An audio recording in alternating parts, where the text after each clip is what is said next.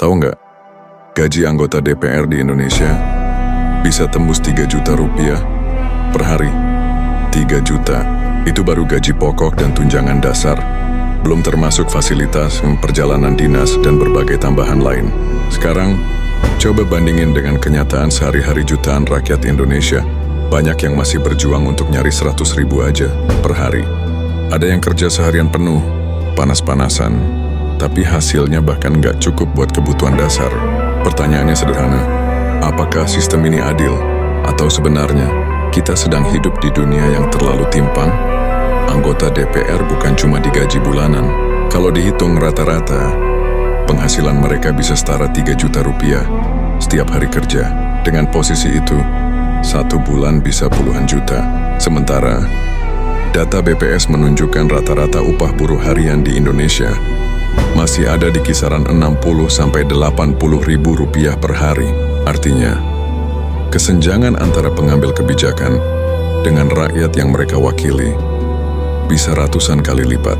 Kesenjangan inilah yang bikin banyak orang bertanya, sebenarnya gaji itu untuk apa? Untuk melayani rakyat? Atau hanya untuk mempertahankan kenyamanan segelintir orang di kursi empuk? Di sisi lain, rakyat menghadapi realitas keras. Harga kebutuhan pokok naik, biaya sekolah, biaya kesehatan, listrik, transportasi, semua butuh uang. Banyak keluarga yang harus memilih bayar sekolah anak atau bayar makan harian. Banyak juga generasi muda yang kerja keras siang malam, tapi tetap nggak bisa punya rumah. Ini kontras banget dengan fasilitas yang dimiliki anggota DPR, mobil dinas, rumah dinas, asuransi kesehatan, sampai tunjangan yang seolah nggak ada habisnya. Kesenjangan ini bukan cuma soal angka, tapi soal rasa keadilan. Sekarang bayangin kalau sistemnya dibalik, daripada uang negara mengalir deras ke segelintir orang. Bagaimana kalau itu diputar balik ke seluruh rakyat?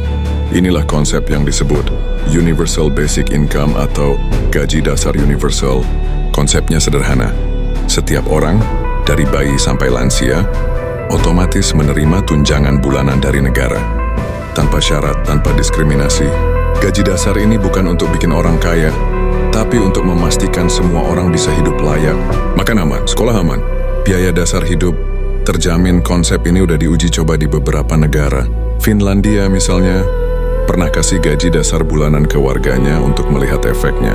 Hasilnya tingkat stres berkurang, kualitas hidup naik, dan orang-orang malah jadi lebih kreatif. Bayangin kalau hal yang sama terjadi di Indonesia. Kalau Indonesia menerapkan gaji dasar universal, apa yang bakal terjadi? Pertama, kemiskinan ekstrem bisa hilang. Orang-orang yang biasanya kelaparan sekarang punya jaminan makan harian. Kedua, pendidikan jadi lebih mudah diakses. Karena keluarga nggak lagi pusing soal biaya dasar, anak-anak bisa sekolah lebih fokus. Ketiga, ekonomi rakyat bergerak. Dengan uang tambahan di tangan rakyat kecil, mereka bisa belanja di warung, pasar, dan UMKM. Itu artinya roda ekonomi lokal berputar lebih cepat. Bayangin seorang tukang ojek tetap narik, tapi dia tahu keluarganya nggak bakal kelaparan. Bayangin ibu rumah tangga bisa beli kebutuhan dasar tanpa harus utang.